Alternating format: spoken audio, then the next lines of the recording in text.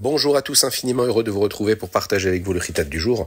Aujourd'hui, nous sommes le mardi, Yom Shlishi de la parashat Noach, Chavtet Tishri, 29 Tishri, 5786. Nous sommes ensemble et on peut, chacun d'entre nous, le partager le chitat, afin qu'on soit toujours et encore toujours plus à étudier le Chumash, le Teilim, le Tanya, le Rambam et un mot de Chassidut pour s'imprégner de cet esprit-là, de la Chassidut qui nous permet de nous préparer et de préparer le monde à la venue de Mashiach. Très bientôt.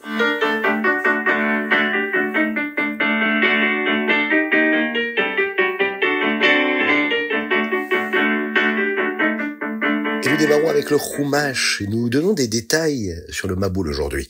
Nous apprenons les détails qui a duré en réalité ce Maboul une année complète. La pluie est tombée pendant 40 jours jusqu'au matin du Chaf Chet Kislev, 28 Kislev. C'était juste assez d'eau pour que la Teva commence à flotter, mais l'eau était encore un peu profonde. Ensuite, il y a des sources d'eau chaude des profondeurs de la terre qui se sont ouvertes et ont rempli le monde d'eau bouillante. La Teva a commencé à dériver sur l'eau profonde et s'est éloignée de l'endroit où Noach l'avait construite.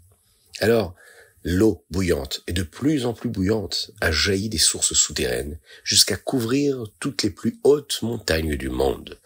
L'eau du Maboul a atteint 15 amot, 15 coudées, au-dessus du plus haut sommet. Tous les humains et tous les animaux qui n'étaient pas dans la Teva sont morts à ce moment-là, à l'exception des poissons qui, eux, étaient dans l'eau.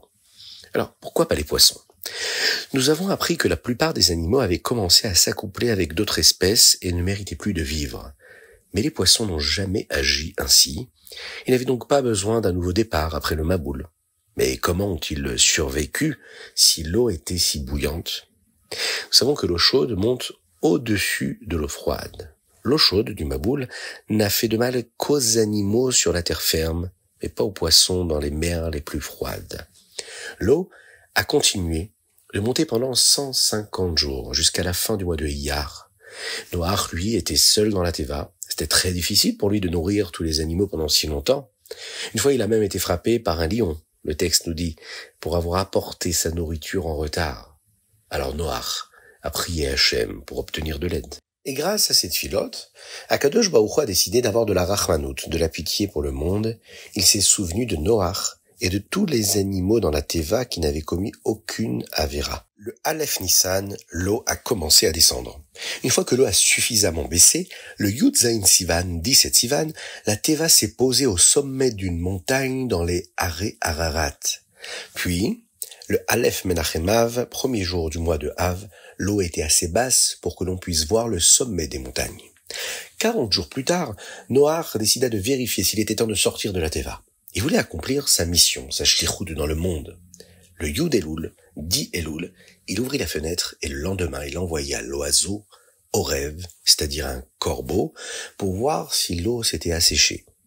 Le Orev, ce corbeau-là, eut peur d'y aller seul. Il n'y est pas allé et s'est contenté de tourner autour de la Teva. Le Chai Elul, le 18 Elul, arriva. Là, Noach envoya un oiseau que l'on nomme la Yona, une colombe, pour vérifier. Mais la Yona revint et Noach réalisa qu'il n'y avait nulle part où elle pouvait se poser. Une semaine plus tard, c'était le Chaf Elul, le 25 Elul, il l'envoya à nouveau, cette colombe-là. Et cette fois, elle revint avec une feuille d'olivier dans le bec. Noach réalisa qu'il était presque temps de sortir de la Teva, car des feuilles poussaient sur les arbres. La preuve, c'est que la colombe avait choisi une feuille d'olivier, qui est amère, pour montrer à Noach qu'elle préférait recevoir de la nourriture amère d'Hachem plutôt que de la nourriture douce de la part d'un humain.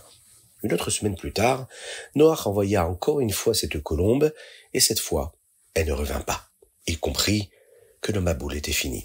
À Rosh Hashanah, 1657 ans après la création du monde par Dieu, le Maboul était en train de se finir.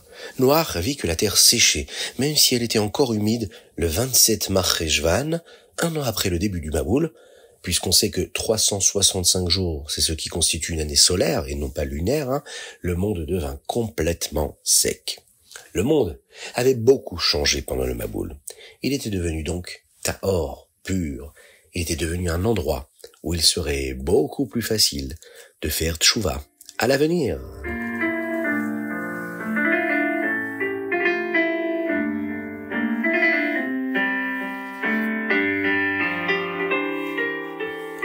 Teilim.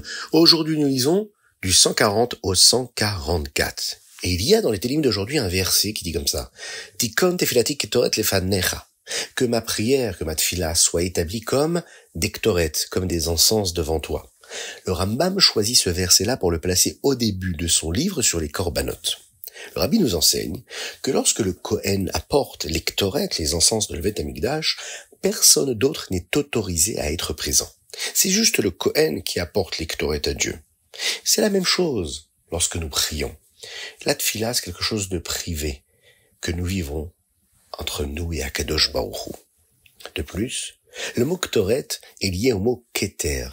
Keter, ketar en araméen, veut dire également kesher, une connexion, un lien.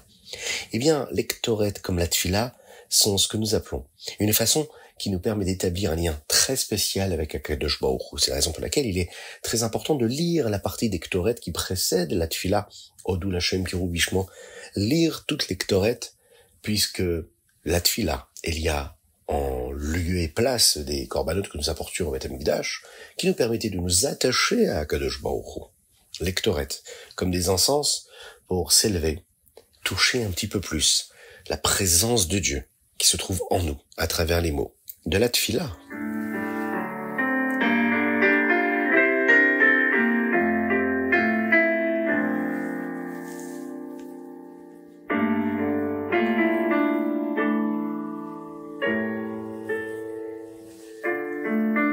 Tanya, aujourd'hui nous étudions le siman Chaf E. Le Rabbi Shlomo Zalman continue d'expliquer une certaine idée du Baal Shem Tov. Le Baal Shem Tov nous disait que si un goy vient nous voir au milieu de notre prière et essaye de nous déranger, on doit réaliser que c'est en réalité une ashgacha pratit, une providence divine individuelle, et essayer de prier encore plus fort et avec beaucoup plus d'intention, beaucoup plus de kavana et de force. On devrait penser à la façon dont Akadosh Baruch Hu donne cette vitalité à ce non-juif en ce moment, et le laisser faire et comprendre que Dieu nous envoie un message. Ce message, c'est d'avoir plus de kavana, c'est ce que nous avons dit hier. Il y a des personnes qui ont du mal à comprendre ce que dit ici le Rabbi Shlomo Zalman. Ils pensent qu'il est impossible qu'Akadosh Baruch Hu donne de l'énergie, de la vitalité à un non-juif qui essaye de nous déconcentrer de notre tfila. Comment pouvez-vous dire que la vitalité de Dieu est dans un non-juif? Rabbi Shlomo Zalman explique que la vitalité de Dieu est bien là, mais elle est en exil, en galoute. Partout où la vitalité d'Hachem va, elle reste la même. Et dans différents mondes, Hachem est plus caché ou plus invisible ou plus visible dans ce monde-là ou dans un autre monde. Dans certains mondes, la vitalité de Dieu est cachée comme si elle était derrière un mince rideau, pas très opaque. Mais dans les niveaux inférieurs, la lumière de Dieu est cachée comme si elle était derrière un rideau très épais qui lui est opaque et qui empêche la lumière d'Akadosh Baruch Hu de briller ici-bas. Bien sûr, cette rayout-là d'Akadosh Baruch Hu, cette énergie divine, ce dévoilement de lumière qui nous paraît être obscur, est toujours présent, peu importe le rideau qui la cache. Cette vitalité-là est là.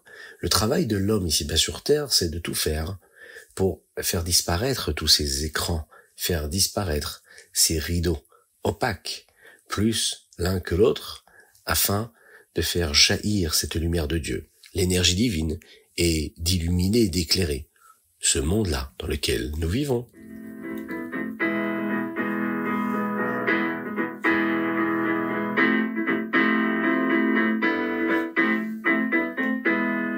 Ayom Yom Chaftet Tishri. Une fois, dans la choule du Baal Shem Tov à Medziboz, une histoire très effrayante s'est produite. Deux personnes qui n'étaient pas de très bons amis se disputaient. L'un d'eux s'est tellement énervé qu'il a crié à l'autre « Je vais te déchirer comme un poisson ». Lorsque le Baal Shem Tov entendit cela, il appela ses disciples et leur demanda de venir. Il leur dit de se donner la main, et le Baal Shem Tov lui-même ferma le cercle, et ensuite il leur demanda à tous de fermer les yeux. Soudain, ils virent quelque chose qui les terrifia tous. Ils virent cet homme-là, en train de déchirer l'autre comme un poisson, exactement comme il l'avait dit. De là, nous voyons à quel point le Hayom Yom nous dit, nous devons être prudents avec ce que nous disons, car tout ce que nous disons aura un effet. Parfois, ce n'est que dans le monde spirituel que cela se passe. Et la plupart des gens ne peuvent pas le voir, mais cela provoque toujours quelque chose. Lorsque c'est positif, cela génère quelque chose de positif. Et de l'autre côté, quand ça n'est pas positif, comme dans ce cas précis, alors cela engendre quelque chose qui n'en est pas du tout. Nous devons être très prudents et ne dire que de belles choses, que des belles paroles sur les autres.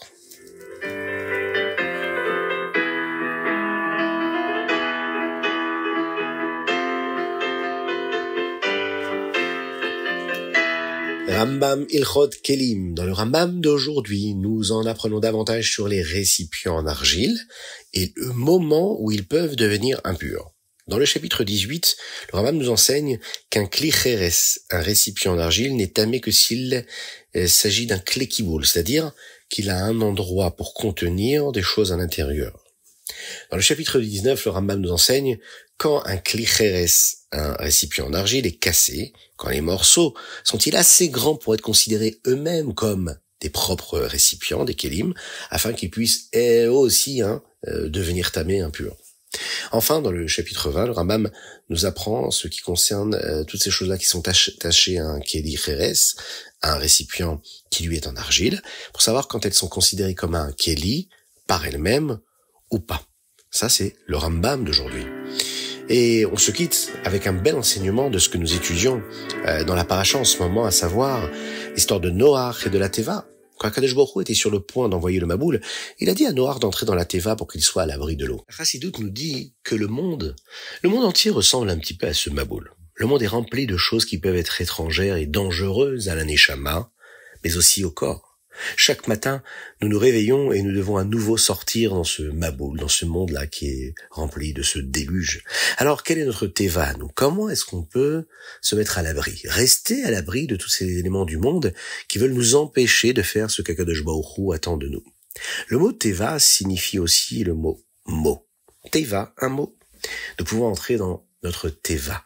Les mots de la tfila, les mots de l'étude de la Torah. Dès le matin, on va aller faire la tfila. Et ce sera donc notre refuge à nous. Nous nous souviendrons que tout vient d'Akadosh Baruch Hu, et lorsque nous penserons à Akadosh Baruch Hu et la façon avec laquelle Dieu crée le monde, et qu'il est toujours en train de le créer à chaque instant, Bechadesh Betuvo Bechol Yom Tamid, et que la raison de tout cela, c'est quoi? C'est que un juif fasse de ce monde-là une demeure pour Dieu ici-bas, en étudiant la Torah, en pratiquant tout ce que la Torah lui demande de pratiquer à travers l'accomplissement des mitzvot. Alors, nous n'aurons pas peur de faire ce qui est juste, nous n'aurons pas peur de ce déluge matériel et physique qui peut s'abattre sur nous. Nous saurons qu'Akadosh Baruch Hu est toujours avec nous, qui nous aide, lui, à accomplir notre shlichut, notre mission ici-bas sur terre. Et tout cela, et ça c'est très important de le dire, nous le ferons avec de la simcha, de la joie véritable.